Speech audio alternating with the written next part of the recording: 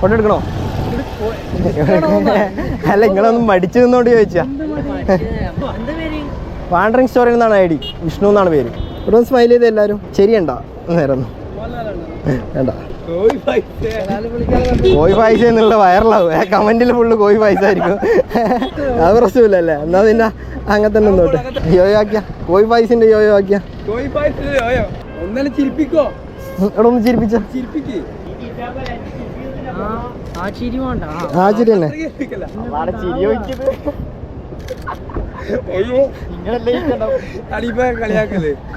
അതേതാ പോലെ സാധനം തീ.